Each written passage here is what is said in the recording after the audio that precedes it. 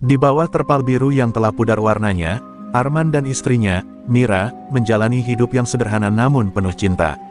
Lapak mie ayam mereka berdiri di pinggiran pasar lontar, pasar rakyat yang ramai sejak pagi buta. Setiap hari, dari subuh hingga sore, Arman akan mengaduk mie dalam panci air panas, sementara Mira melayani pembeli dengan senyuman yang selalu tulus. Mereka tidak kaya, tapi cukup. Cukup untuk makan, cukup untuk tertawa.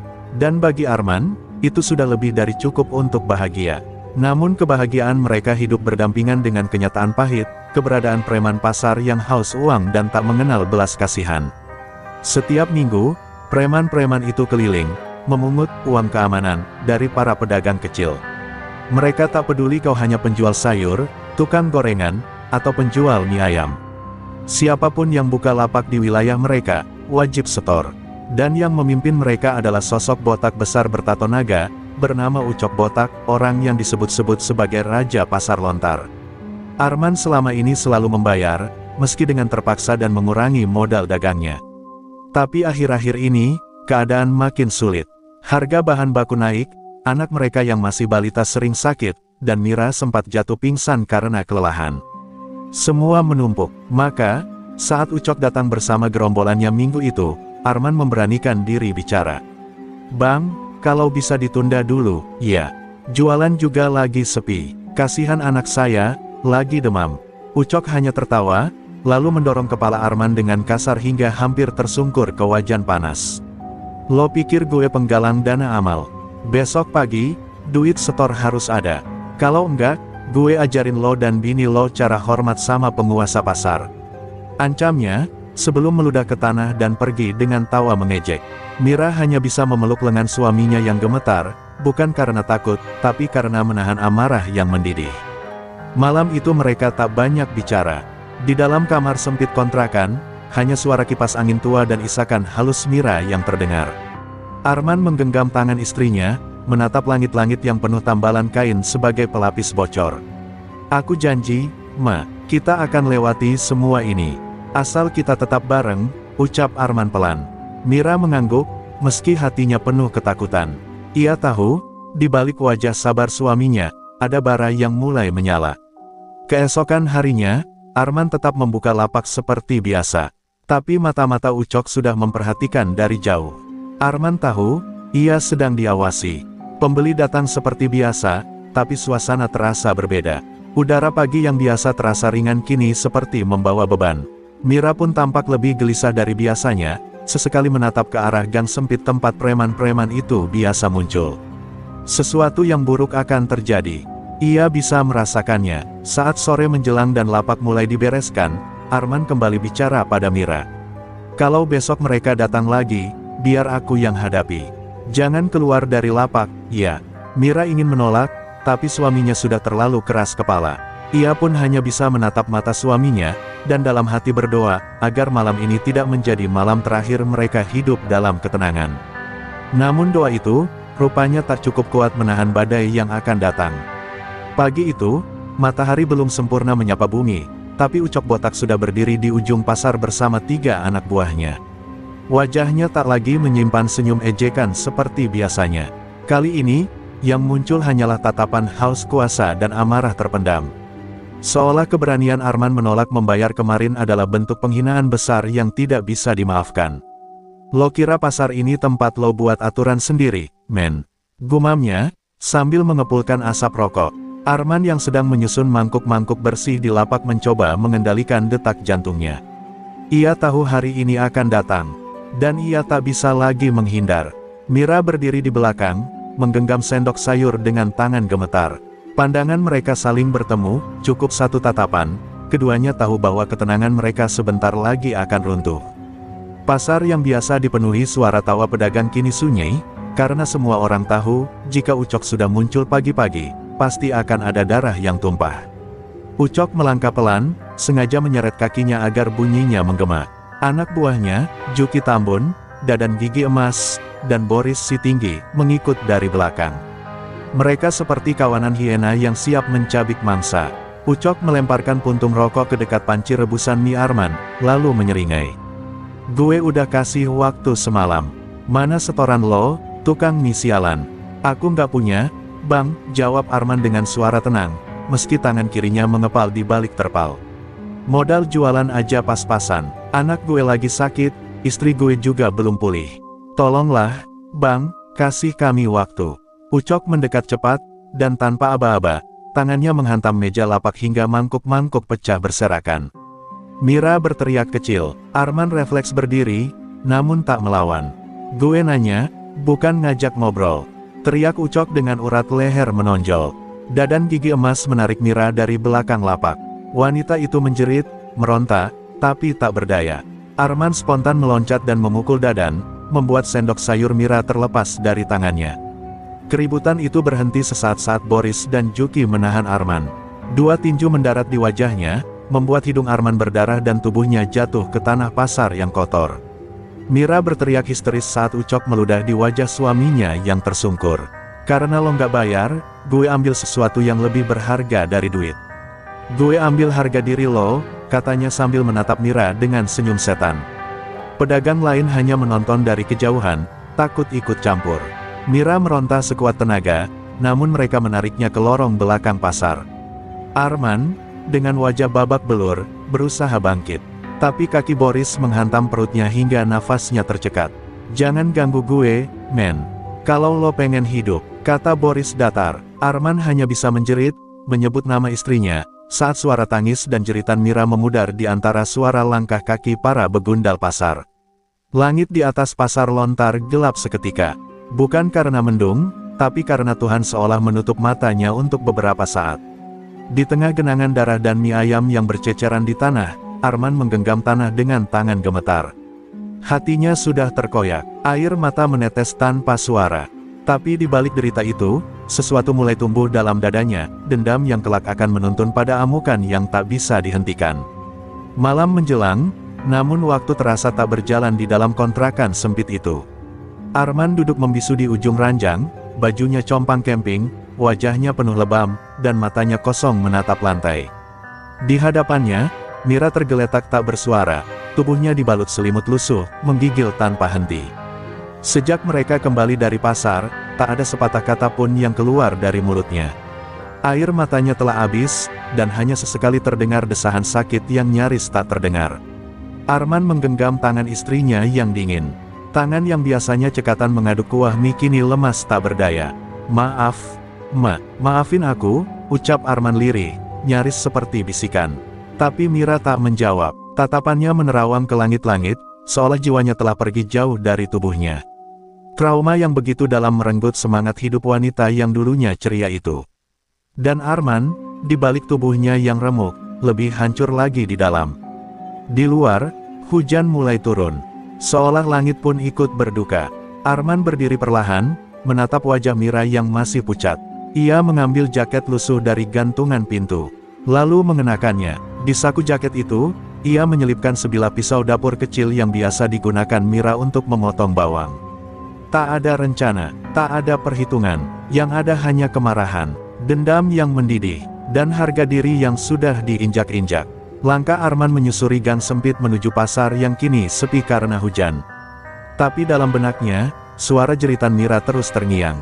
Setiap langkah membawa potongan-potongan ingatan, wajah Ucok yang tertawa saat menarik Mira, teriakan minta tolong yang tak digubris siapapun, dan suara tawa bengis dari lorong belakang yang kini menjadi tempat paling terkutuk di benaknya. Ia bukan lagi Arman si penjual mie ayam. Ia kini lelaki yang telah kehilangan segalanya. Sesampainya di pasar, Arman berdiri di depan lorong tempat istrinya diseret. Ia menyentuh tembok basah, lalu menunduk, menangis dalam diam. Tapi air mata itu tak membawa kelegaan, justru menambah sakit di dadanya. Tiba-tiba, dari arah belakang, suara langkah kaki terdengar.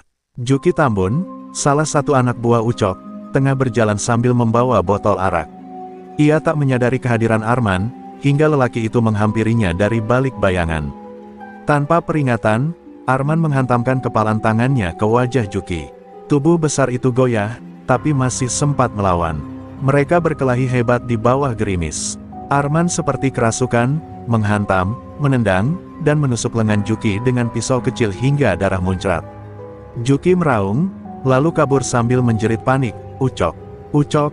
Dia balik! Gila dia, suaranya menggema di pasar yang kosong, membuat beberapa preman lain terbangun dari markas kecil mereka di gudang belakang. Arman berdiri dengan nafas memburu. Bajunya basah, sebagian oleh hujan, sebagian oleh darah. Untuk pertama kalinya, ia merasakan bahwa ketakutan bukan lagi miliknya, tapi milik orang-orang yang selama ini mempermainkannya. Arman tahu, ia baru memulai perang. Dan perang ini, hanya akan berakhir jika salah satu dari mereka, ia atau Ucok Botak, dikubur dalam tanah. Dan malam itu, di bawah lampu redup pasar, lahirlah seorang lelaki baru, bukan lagi Arman si penjual mie ayam, tapi Arman si pendendam. Ucok Botak berdiri gelisah di pojok gudang pasar, rokok ketiga sudah habis terbakar hanya dalam 10 menit. Di hadapannya, Juki Tambun meringkuk sambil mengerang, lengannya berlumur darah akibat tusukan pisau kecil. Dadan Gigi Emas dan Boris si tinggi mondar-mandir, sementara mata Ucok menatap tajam keluar, ke arah pasar yang masih diguyur gerimis. Arman, gumamnya lirih, tukang mie itu udah jadi gila. Dia nyerang gue kayak kesetanan, Bang, ujar Juki dengan suara gemetar. Nggak kayak dulu, matanya, Bang, matanya kayak orang yang udah nggak peduli mati. Kalimat itu membuat gudang sunyi sejenak. Dadan mencoba meremehkan, cuma tukang mie ayam, kita bantai aja sekalian, selesai urusannya. Tapi Boris justru diam. Ia tahu, kalau seseorang yang selama ini diam mendadak meledak, itu jauh lebih berbahaya dari preman paling beringas sekalipun. Sementara itu, Arman berdiri diam di depan kontrakannya. Tubuhnya basah, tangannya masih gemetar, tapi wajahnya penuh tekad. Di dalam, Mira masih terbaring tak bersuara. Arman menatap langit, menggenggam pisau dapur yang masih berlumur darah, dan bersumpah dalam hati, aku akan buat mereka menyesal menyentuhmu.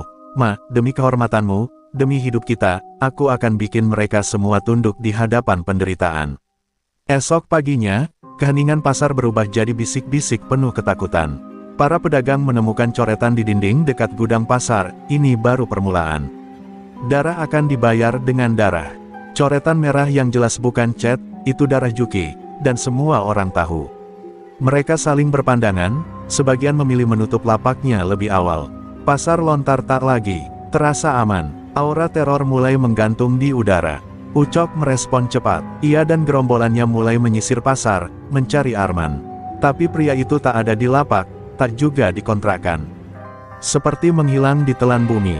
Tapi setiap malam, satu persatu tanda-tanda kemunculannya muncul, paku-paku bertebaran di jalur motor anak buah Ucok, tali jemuran yang tergunting, bahkan seekor ayam peliharaan milik Boris ditemukan tergantung di depan gudang dengan tulisan, kau yang berikutnya. Dadan mulai panik, ini kerjaan siapa lagi kalau bukan dia? Gimana kalau dia benar-benar jadi gila dan nekat nusuk kita pas tidur? Ucok menatap anak buahnya dengan amarah yang ditahan. Ia tahu Arman bukan preman, bukan tukang pukul, bukan siapa-siapa. Tapi justru itu masalahnya. Orang seperti Arman, yang sudah kehilangan segalanya, tidak punya rasa takut. Dan musuh tanpa rasa takut, adalah musuh paling berbahaya. Di malam ketiga, ketika Boris hendak buang air kecil di belakang gudang, ia melihat bayangan bergerak cepat di antara timbunan karung. Ia sempat berteriak, tapi hanya suara hantaman keras yang terdengar. Beberapa menit kemudian, Dadan menemukannya pingsan dengan kepala berdarah. Di dada Boris tertempel secarik kertas bertuliskan, 2 sudah jatuh. Sisa kalian. Dan saat itu juga, Ucok tahu, perang ini tidak bisa lagi ditawar. Ini bukan lagi soal setoran. Ini soal hidup dan mati. Ucok Botak memandangi Boris yang terbaring dengan kepala diperban. Wajahnya pucat, bibirnya gemetar, dan matanya terus bergerak gelisah seolah takut bayangan di setiap sudut ruangan. Dadan Gigi Emas duduk di sampingnya, mengepal-ngepalkan tangan dengan amarah yang ditahan. Dia cuma tukang mie, Bang, tapi dia bikin kita kayak tikus ketakutan di rumah sendiri. Suasana di gudang sudah tak sama lagi. Malam terasa panjang, dan bunyi kecil pun membuat mereka melompat panik. Ucok berdiri, menyalakan rokok, lalu membentak, cukup. Suaranya menggema di ruangan pengap itu. Kita yang menguasai pasar ini, bukan dia. Sekarang waktunya kita buat dia sadar siapa yang sebenarnya berkuasa. Ia mengambil golok dari balik lemari dan menyarungkan di pinggangnya. Cari dia, kalau perlu bakar kontrakannya. Gue mau dia datang ke kita, bukan cuma main bayang-bayangan kayak banci. Sore itu, 3 motor meluncur menuju gang tempat Arman tinggal. Kontrakan sempit itu kini menjadi target. Tapi yang mereka temukan hanyalah pintu kosong dengan tulisan cat merah besar, "Aku tak akan berhenti." Di dalam, sudah kosong. Mira tak ada, barang-barang sudah lenyap. Dadan menendang ember hingga mental ke jalan. Kemana dia bawa istrinya? Ucok hanya diam, tapi dalam hatinya, dia tahu, Arman bukan lagi pria lemah. Dia mulai berpikir seperti binatang terluka, dan itu membuatnya jauh lebih mematikan. Sementara itu, Arman membawa Mira ke sebuah rumah tua peninggalan ayahnya di pinggiran kota. Di sana, ia merawat luka istrinya yang masih belum berbicara, namun sesekali menangis dalam tidur. Ia tak menangis lagi, air matanya sudah kering. Setiap malam, ia mengasah pisau di dapur kayu itu, sambil memandang langit gelap, menanti saat yang tepat untuk langkah berikutnya. Balas dendam ini bukan lagi soal emosi. Ini sudah menjadi misi, dan satu persatu, mereka harus merasakan apa yang Mira rasakan. 3 malam setelah pembakaran kontrakan, giliran Dadan yang mendapat pesan dari kegelapan. Ketika ia membuka gerobaknya pagi hari, ia menemukan seekor tikus mati tergantung di atas tenda dagangnya, dengan perut yang terbelah. Di balik tikus itu, secarik kain merah berlumur darah tergantung bertuliskan, "Kau berikutnya." Dadan gemetar, jari-jarinya nyaris tak bisa memegang rokok. Ia tahu pesan itu datang dari Arman. Dan ia tahu waktunya hampir tiba. Ucok murka, ia mulai menyewa preman tambahan dari luar pasar. Orang-orang yang tak mengenal takut, tak peduli dengan harga diri, hanya tahu bayaran dan kekerasan. "Kita tangkap dia hidup-hidup, dan kita siksa di depan semua pedagang," teriak Ucok, membanting meja. Tapi di dalam hatinya, ada perasaan yang tak bisa ia tolak. Arman telah menyusup ke dalam pikirannya, menciptakan ketakutan yang membuatnya tidur dengan golok di bawah bantal. Sementara itu, Arman diam-diam menyusup ke belakang pasar pada malam keempat. Ia tak menyerang, ia hanya menyebar belasan foto Mira yang penuh luka dan darah, ditempel di dinding-dinding pasar. Para pedagang terbangun pagi itu dalam sunyi yang ganjil. Tak ada yang bicara, tak ada yang membuka lapak. Pasar lontar mendadak jadi pasar mati. Ketakutan mulai berpihak, bukan lagi kepada geng Ucok, tapi kepada lelaki yang dulu mereka abaikan, si tukang mie yang kini jadi bayangan maut. Ucok botak tak pernah merasa sekacau ini. Pasar lontar, yang dulu dikuasainya dengan tangan besi, kini seperti ladang bisikan maut. Para pedagang menunduk saat dia lewat, bukan karena hormat, tapi karena takut tertangkap dalam pusaran dendam. Kabar bahwa Arman menyebar foto-foto luka Mira mengguncang batin banyak orang. Ada yang mulai bertanya-tanya, siapa sebenarnya korban dan siapa penjahatnya. Tapi Ucok terlalu congkak untuk mendengar. Di tengah malam, Ucok memutuskan langkah besar. "Kita serang rumah tua itu," katanya kepada anak buahnya. "Dia pasti di sana. Kita bakar hidup-hidup kalau perlu." 6 orang naik motor menuju pinggiran kota, membawa bensin dan parang. Mereka tak sadar, Arman sudah menunggu. Ia duduk di dalam rumah tua itu, memandangi foto pernikahannya yang sudah gosong di sudut meja. Di sampingnya, Mira duduk terdiam, menggenggam tangan suaminya tanpa kata. Saat suara motor terdengar mendekat, Arman mengecup kening Mira dan berkata pelan, "Maafkan aku, Ma. Aku harus pergi lebih jauh kali ini." Ia keluar tanpa suara, membawa botol kaca dan sumbu kain, bom molotov rakitan dari botol kecap. Saat satu persatu motor berhenti di depan rumah, Arman melompat dari semak gelap dan melempar botol pertama ke arah bensin yang dibawa. Ledakan kecil meletup, membuat 2 orang terpental dengan pakaian terbakar. Sisanya panik, tapi Arman tak memberi ampun. Ia menyerang dari bayangan, menusuk lutut salah satu preman dan menghantam kepala lainnya dengan besi bekas. Teriakan mereka memecah keheningan malam. Darah tercecer di tanah, asap dan api mencuat, dan di tengah semua itu, Arman berdiri dengan tubuh gemetar karena amarah. Dia tak lagi manusia biasa, dia amukan yang dibentuk oleh rasa sakit dan kehilangan.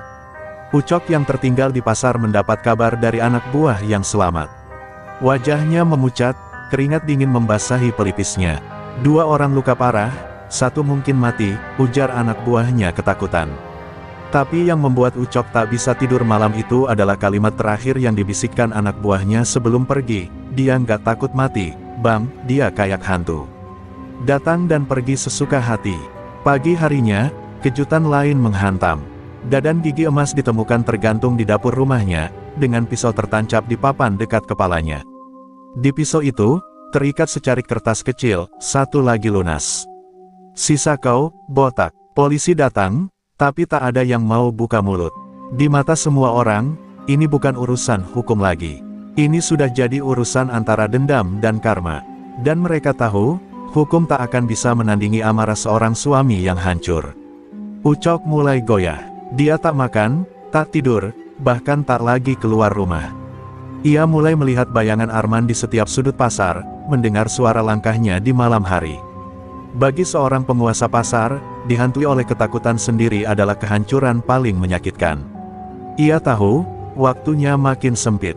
Ia bisa menyewa lebih banyak preman, bisa sembunyi, bisa melapor, tapi dalam hati kecilnya, ia tahu, Arman akan datang. Dan saat itu tiba, tak ada tempat untuk lari. Langit pagi masih kelabu ketika pasar lontar mendadak terdiam. Para pedagang yang biasanya ribut dengan teriakan dan tawar-menawar kini hanya saling pandang dalam diam. Di tengah lorong utama pasar, sebuah gerobak mie yang dulu dikenal sebagai milik Arman berdiri kembali. Tak ada asap dari panci, tak ada suara sendok menari di wajan, hanya satu hal yang mencolok, sebilah golok tertancap di meja jualan, dan kertas kusut bertuliskan, "Aku di sini, botak." Sendirian, Ucok botak menyaksikan itu dari balik jendela warung kopi. Jantungnya berdetak tak karuan. Ini bukan lagi ancaman dari bayangan. Ini tantangan terbuka. Arman tak lagi mengendap. Ia muncul di siang hari, di tempat yang seharusnya jadi wilayah kekuasaan Ucok. Rasa malu dan marah membakar tenggorokannya. Ia menendang kursi hingga terpelanting dan menggeram, "Siapkan semua. Hari ini kita habiskan dia di depan semua orang." 10 orang anak buah berkumpul. Bersenjata golok, rantai, dan kayu besi, mereka melangkah menuju lorong pasar. Namun, tiap langkah seolah berat. Para pedagang menyingkir, tapi bukan karena takut pada Ucok dan gerombolannya. Kini, tatapan mereka berbeda. Ada semacam simpati pada Arman, dan diam-diam, mereka ingin melihat keadilan ditegakkan, meski lewat darah. Ini bukan sekadar balas dendam. Ini penebusan. Saat Ucok sampai di depan gerobak itu, Arman sudah berdiri di sana. Tubuhnya kurus, wajahnya penuh luka dan lelah, tapi matanya, tajam dan tenang, seperti mata seekor harimau yang sudah siap mati sejak lama. "Kau datang juga akhirnya," ujar Arman lirih. "Aku tak akan lari, selesaikan ini di sini, sekarang." Suaranya datar, tapi setiap kata bagai palu menghantam harga diri Ucok. Ucok maju, mengangkat goloknya tinggi. "Lo pikir gue takut? Lo pikir lo jagoan karena bunuh anak buah gue satu-satu dari belakang?" Tapi Arman tak menjawab, ia hanya menatap tajam, menunggu. Dan ketika Ucok menyerang, Arman menyambutnya dengan gerakan cepat, bukan gaya jagoan, tapi seperti binatang yang terpojok. Mereka bergulat di tanah, golok saling beradu, dan suara denting senjata bercampur dengan teriakan pedagang yang mulai mengerumuni. Salah satu pukulan Arman mendarat tepat di pelipis Ucok, membuatnya sempoyongan. Tapi Ucok membalas dengan hantaman rantai ke punggung Arman. Darah bercucuran, tapi Arman tak berhenti. Ia terus maju, mata tak lepas dari sosok musuhnya. Anak buah Ucok hendak maju, tapi ditahan oleh para pedagang. "Biar mereka selesaikan," teriak seorang ibu-ibu penjual sayur. Untuk pertama kalinya, pasar memilih berdiri di belakang Arman. Akhirnya, dengan tenaga sisa, Arman mengayunkan siku tepat ke leher Ucok dan menjatuhkannya. Golok Ucok terpental, dan Arman menginjak dadanya, menodongkan senjata ke wajah pria botak itu. Nafasnya tersengal, darah menetes dari pelipis. "Kau ingin hidup?" tanya Arman pelan. "Rasakan dulu apa itu kehilangan. Setelah itu, baru kau boleh bicara soal takut." Tapi Arman tak menebas. Ia pergi, membiarkan Ucok terkapar, dengan rasa malu yang jauh lebih menyakitkan dari luka fisik. Ucok botak duduk di dalam warung kecil, matanya kosong menatap meja, sementara benjolan di pelipis dan luka lebam di wajahnya masih basah oleh darah kering. Anak buahnya diam, tak satu pun berani bicara. Semalam, 5 dari mereka memilih hengkang, menanggalkan senjata dan pergi entah kemana.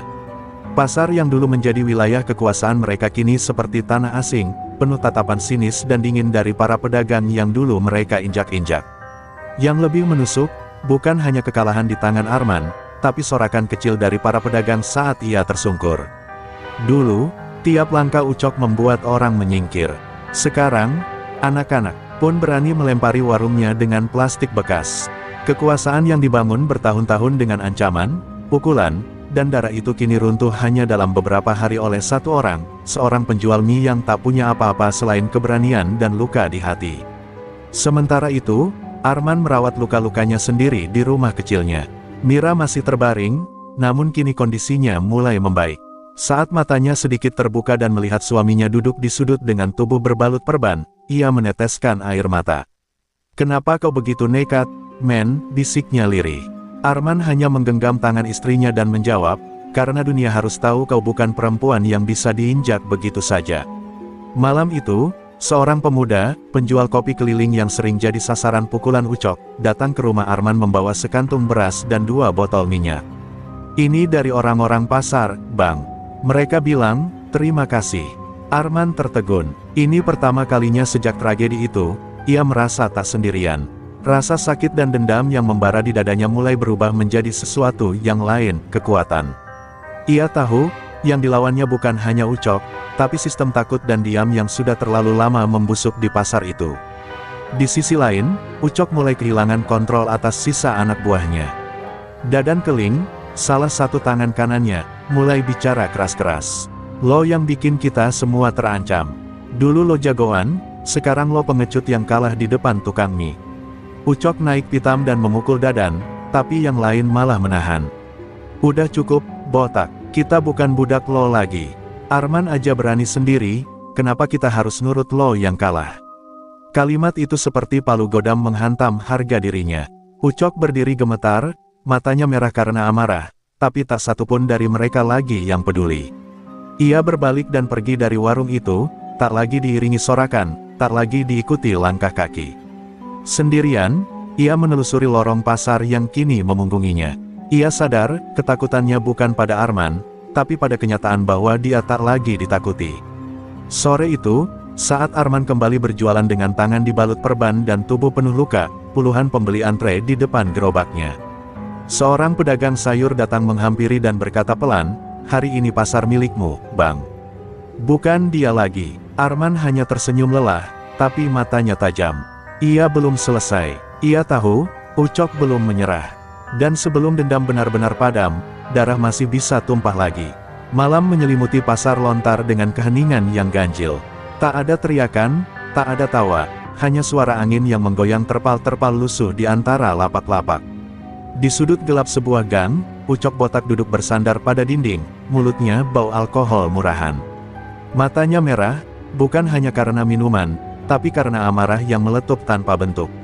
Ia bukan lagi raja pasar, ia adalah pecundang yang ditertawakan oleh orang-orang yang dulu takut mengangkat pandangan.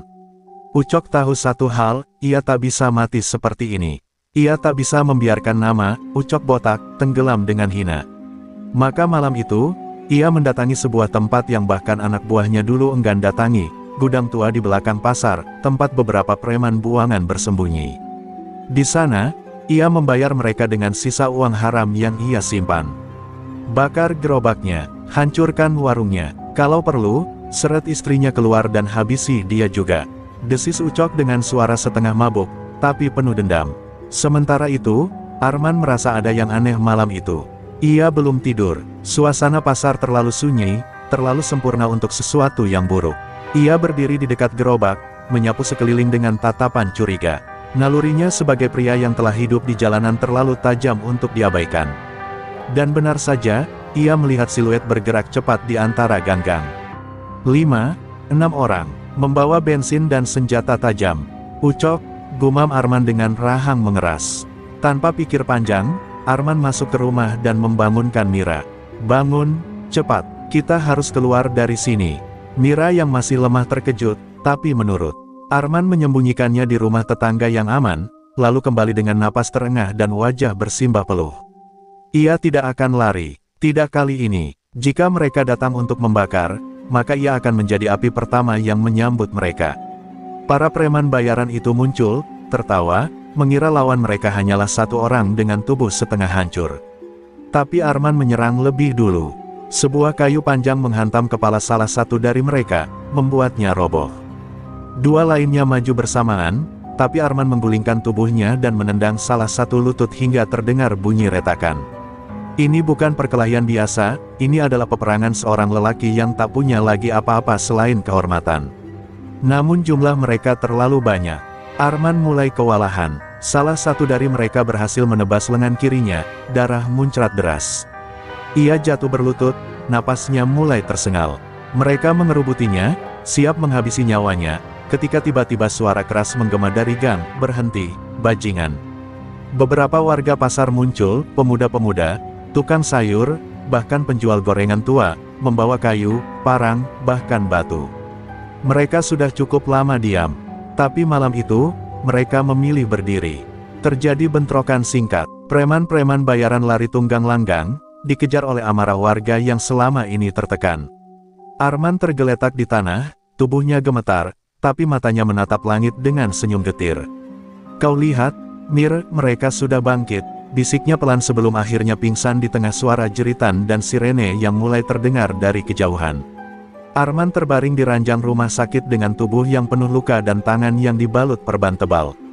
Suara alat medis berdetak pelan menjadi latar sunyi yang menusuk. Mira selalu ada di sampingnya, menggenggam tangan suaminya erat-erat, tapi matanya merah karena tak kuasa menahan takut yang mendera. Dokter bilang kondisi Arman kritis, dan setiap detik adalah pertarungan hidup dan mati. Namun di balik dinding rumah sakit yang steril itu, kegelapan lain mulai menyelimuti. Ucok botak, yang masih menyimpan amarah membara, tidak terima melihat kekuasaannya terus digerus oleh pria yang dianggapnya rendahan. Ia merangkak bangkit, meski tubuhnya penuh luka dan harga dirinya hancur. Di sebuah kamar kecil yang dipenuhi asap rokok, Ucok merencanakan sesuatu yang akan menghancurkan bukan hanya Arman, tapi juga seluruh pasar yang memberontak. Malam itu, Ucok mengumpulkan sisa anak buahnya yang setia di sebuah gudang tua. "Arman bisa sembuh, tapi kita bisa memastikan dia tak pernah bangkit lagi," ujar Ucok dengan mata menyala-nyala. "Besok malam, rumah sakit tempat dia dirawat akan kita serang. Aku ingin darahnya tumpah di tempat dia berharap hidup." Anak buahnya mengangguk, walau ketakutan, mereka tahu, menyerah bukan pilihan. Sementara itu, di rumah sakit, Mira terus berdoa dalam diam. Ia merasakan getaran ketakutan yang aneh, seolah bahaya semakin dekat. Hatinya menguatkan dirinya untuk tetap di sisi Arman. "Kamu harus kuat, men," bisiknya penuh harap saat menatap wajah suaminya yang pucat. "Kita sudah melewati banyak hal. Ini hanya ujian terakhir." Keesokan malam, ketika hujan mulai turun dengan derasnya, bayangan-bayangan hitam menyelinap ke area rumah sakit. Ucok dan anak buahnya membawa botol-botol berisi bensin dan senjata tajam.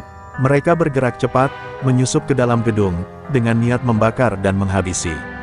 Tapi penjaga keamanan yang waspada segera memberi tanda bahaya. Suara sirene menggema, membuat para preman panik. Beberapa berusaha melarikan diri, tapi Arman yang mendengar kegaduhan dari kamar rawatnya, dengan sisa tenaga yang ada, memaksa dirinya bangkit dan keluar. Mira yang ketakutan mencoba menahannya, tapi Arman bersikeras, "Ini waktunya aku membalas. Aku tak akan biarkan mereka hancurkan hidup kita." Perkelahian sengit pun terjadi di lorong rumah sakit. Arman, meski terluka, berjuang sekuat tenaga. Ia bukan lagi seorang pedagang biasa, ia adalah singa yang terluka, siap memangsa mangsanya. Dengan pukulan dan tendangan penuh kemarahan, Arman menggempur para penyerang, satu demi satu mereka tumbang di lantai rumah sakit yang dingin dan penuh darah. Di tengah kekacauan, suara ambulans dan polisi terdengar makin dekat. Ucok botak yang merasa kalah, melarikan diri ke kegelapan malam, meninggalkan rumah sakit yang kini menjadi saksi bisu darah dan keberanian Arman. Namun, pertarungan ini belum selesai. Dendam itu belum tuntas, dan nyawa seseorang akan menjadi taruhan terakhir. Pagi itu, aroma obat dan antiseptik masih menyelimuti lorong-lorong rumah sakit, tapi kini ditambah bau darah kering yang menempel di lantai.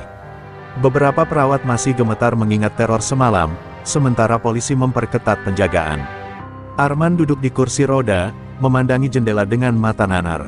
Luka di tubuhnya belum sembuh, tapi luka di hatinya jauh lebih parah. Luka akibat harga diri yang diinjak-injak, dan harga sebuah nyawa yang nyaris direnggut oleh tangan preman.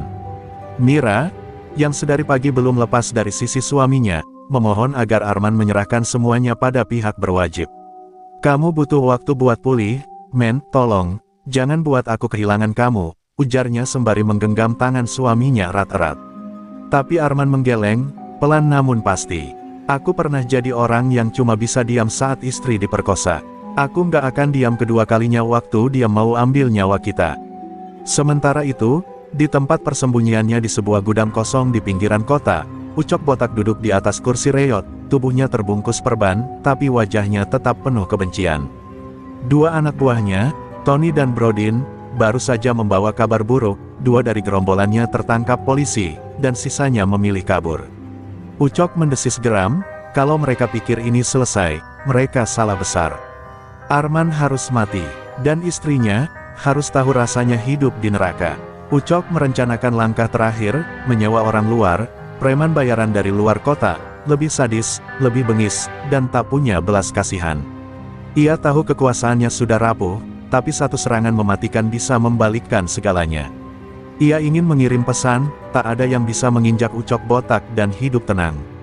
Dan kali ini, dia tak akan datang langsung. Ia akan kirim pembunuh bayaran untuk menyelesaikan semuanya secara bersih. Sore itu, Arman memaksa berdiri. Ia melatih kakinya kembali meski rasa sakit luar biasa menyiksa sendi dan tulangnya. Ia tahu pertarungan belum selesai. Ia tak mau hanya jadi simbol perlawanan, ia ingin jadi penghancur akar ketakutan. Mira hanya bisa menangis melihat suaminya memaksakan diri. Tapi di balik air mata itu, ia tahu, Arman bukan lagi pedagang kaki lima biasa.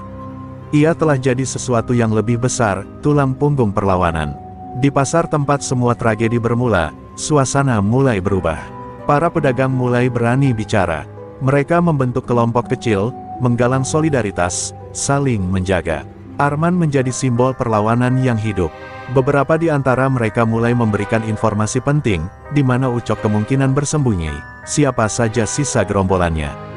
Sebuah gerakan bawah tanah mulai terbentuk, bukan sekadar ingin bebas dari teror, tapi ingin menumbangkan premanisme dari akarnya. Namun bayangan kematian belum pergi. Malam itu, seorang pria asing tiba di kota. Berbadan kekar, berkepala pelontos, dan bertato dari leher hingga tangan.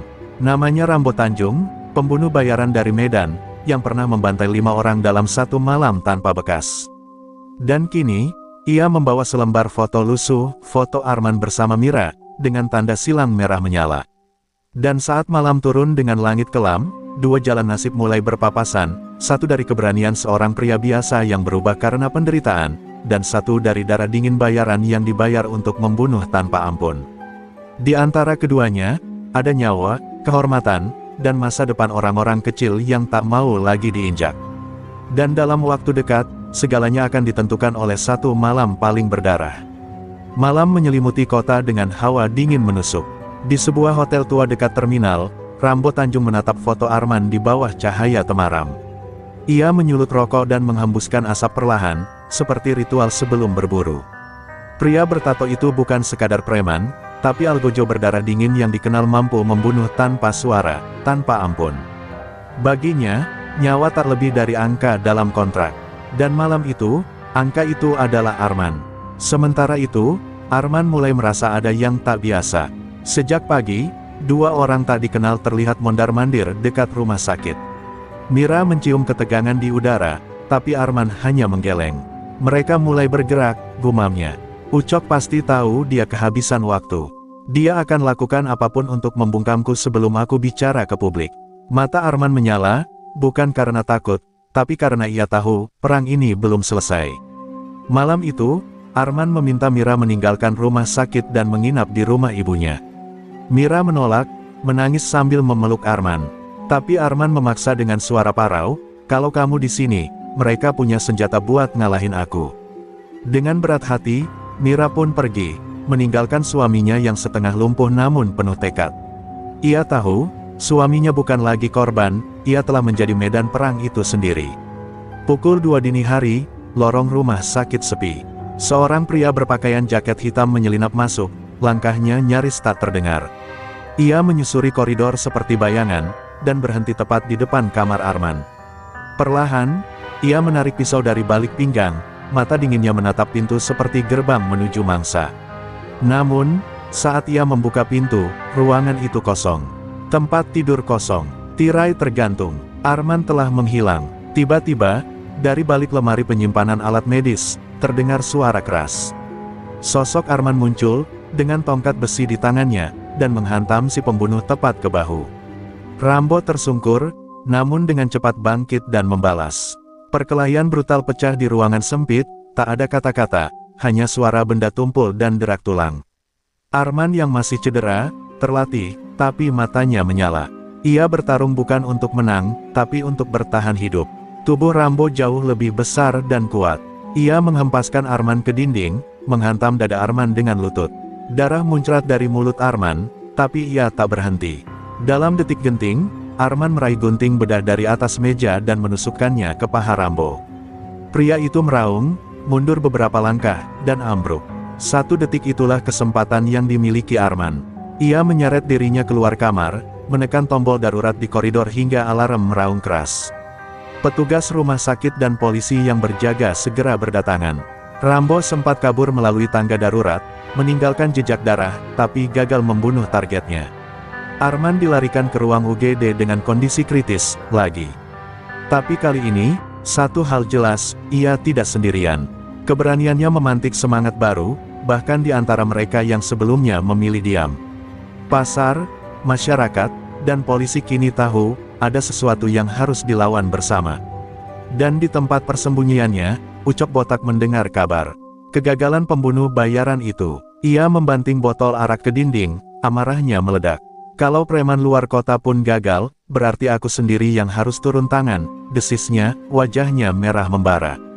Perang belum selesai, dan kini, satu-satunya jalan keluar, adalah darah. Langit mendung seolah ikut berkabung atas luka-luka yang mengendap di dada Arman. Di balik perban dan tubuh yang lemah, jiwanya semakin menyala. Serangan semalam menjadi bukti bahwa ia bukan hanya ancaman bagi Ucok Botak, tapi juga simbol bagi mereka yang selama ini bungkam. Di lorong rumah sakit, beberapa warga diam-diam menjenguk. Mereka bukan kerabat, bukan kenalan. Hanya orang-orang kecil yang selama ini ditekan oleh preman dan ingin menyampaikan satu pesan, teruslah lawan, Bang Arman, kami di belakangmu. Dari tempat persembunyiannya, Ucok Botak menyusun rencana terakhir. Ia tahu, tidak ada lagi waktu untuk main kotor lewat tangan orang lain. Nama Arman sudah mulai disebut-sebut di media sosial, video warga yang merekamnya melawan Rambo Tanjung diam-diam viral. Image-nya sebagai korban berubah menjadi pejuang. Dan jika Ucok tak segera menghabisinya, bukan tak mungkin seluruh pasar dan warga akan benar-benar bersatu menentangnya. Ego dan rasa takut Ucok kini berpadu, menuntunnya mengambil keputusan tergelap dalam hidupnya. Sore itu, Arman duduk di kursi roda sambil menatap jendela. Mira memeluknya dari belakang, dengan tangan gemetar namun hati yang membara. Apa kamu yakin mau tetap maju? Mereka akan terus datang, bisiknya. Arman menatap mata istrinya dalam-dalam. Aku harus, bukan cuma buat kamu, Mi, tapi buat semua perempuan yang diperkosa dan memilih diam. Buat semua laki-laki yang takut melawan karena merasa tak punya kekuatan. Air mata Mira jatuh, tapi kali ini bukan karena takut, melainkan karena bangga. Arman pun keluar dari rumah sakit keesokan harinya, bukan sebagai pasien, tapi sebagai pemantik perlawanan. Ia meminta bantuan lurah, beberapa tokoh pasar, dan bahkan mantan preman yang muak dengan dominasi Ucok. Di sebuah warung kecil, mereka berkumpul diam-diam, menyusun strategi, mengatur rencana untuk menghadapi Ucok Botak secara langsung. Kita tak bisa terus diseret ke dalam ketakutan, kata Arman pelan, hari itu harus datang, ketika mereka takut, bukan kita. Ucok mendengar kabar ini dengan gelak tawa sinis. Arman mau ngajak rakyat lawan gue. Rakyat, yang dulu ngasih uang ke gue tiap minggu. Ia tertawa, tapi di balik tawanya ada kegelisahan yang tumbuh liar. Ia mulai menyadari, uang dan kekerasan tak lagi cukup untuk membungkam kesadaran. Apalagi jika kesadaran itu lahir dari penderitaan. Dan penderitaan adalah sesuatu yang tak bisa dibeli, hanya bisa dibalas. Di bawah langit malam, Arman memandang pasar yang sepi. Tempat itu kini berubah, tak lagi sekadar pusat jual beli, tapi arena perang batin antara ketakutan dan keberanian. Di tangannya ada sebilah besi tua yang dulu ia pakai untuk mendorong gerobak. Kini, benda itu berubah menjadi simbol perjuangan. Di wajahnya ada luka, tapi di matanya ada bara. Ia tak tahu apakah ia akan hidup esok hari. Tapi yang ia tahu pasti, malam itu akan menjadi awal dari akhir. Ucok pun bersiap turun sendiri. Ia mengumpulkan beberapa anak buah terakhir yang masih setia. Kita datangi Arman. Kita bikin semua orang lihat apa yang terjadi kalau berani menantang Ucok botak. Malam itu pun disepakati. Dua dunia yang bertolak belakang, kebengisan dan keadilan, akan bertemu. Dan satu hal yang pasti, darah akan kembali tumpah. Tapi kali ini, bukan darah seorang korban. Pasar malam itu sunyi, terlalu sunyi untuk ukuran tempat yang biasanya riuh oleh suara tawar-menawar. Lampu-lampu sebagian padam, sebagian lainnya berkedip lemah, seolah enggan menjadi saksi dari pertarungan yang akan datang. Di tengah kegelapan, Arman berdiri dengan tubuh masih dibalut perban, namun pandangan matanya tajam dan tak goyah. Di belakangnya, berdiri beberapa pedagang, sopir angkot, dan tukang parkir, orang-orang biasa yang akhirnya memutuskan untuk tidak tinggal diam lagi. Suara deru motor datang seperti dentang lonceng kematian. Ucok botak muncul bersama 7 anak buahnya. Langkah mereka berat, penuh dendam dan amarah. Tatapan Ucok mengarah langsung ke Arman, bibirnya menyeringai. Kau masih berani berdiri di hadapanku, Arman.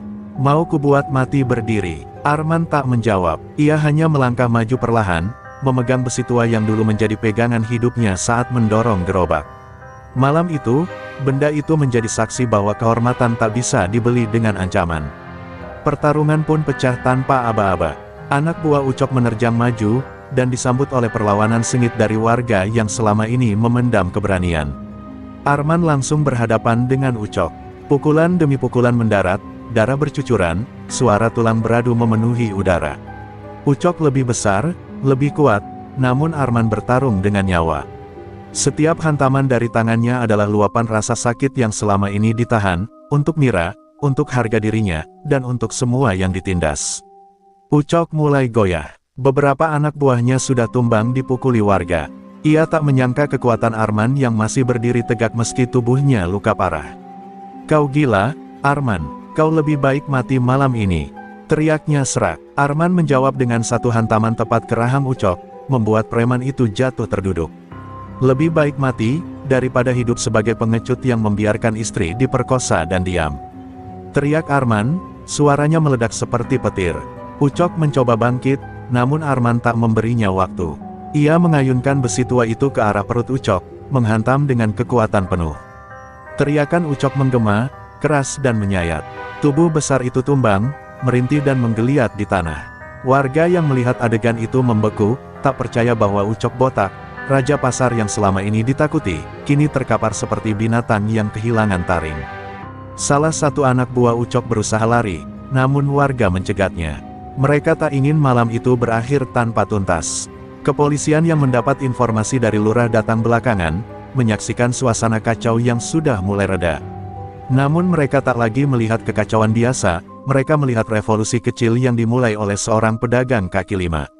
Dan mereka tahu, malam itu bukan untuk menangkap Arman, tapi untuk menjemput Ucok botak dan sisa gerombolannya.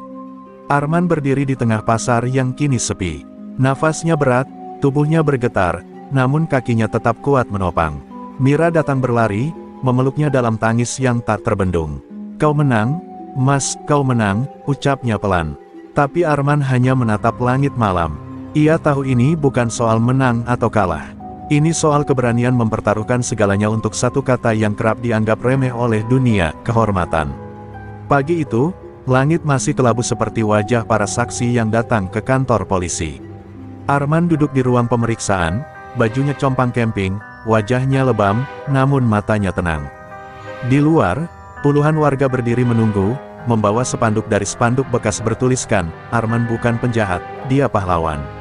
Suara mereka menggema, memanggil-manggil nama lelaki yang tadi malam menumbangkan rezim premanisme dengan tangan sendiri. Di ruang yang sama, Ucok botak terbaring di ranjang besi, tangan dan kakinya diborgol. Meski wajahnya diperban, sorot matanya tetap congkak, menganggap dunia akan kembali berpihak padanya. Tapi kali ini berbeda. Kepala polisi yang dulu selalu menutup mata terhadap laporan warga kini berdiri di sisi Arman. Dengan tegas ia berkata, kesaksian sudah cukup. Kamera CCTV dari kios. Tetangga menangkap semuanya. Kami tahu siapa penjahatnya. Berita tentang aksi Arman menyebar cepat di media sosial. Wawancara dengan warga, cuplikan video amarah Arman saat menghajar Ucok, bahkan kisah tragis Mira yang sempat bungkam, kini menjadi bahan perbincangan publik. Tak sedikit tokoh masyarakat yang bersuara, kalau negara tak bisa melindungi rakyat kecil, maka jangan salahkan jika rakyat bertindak sendiri.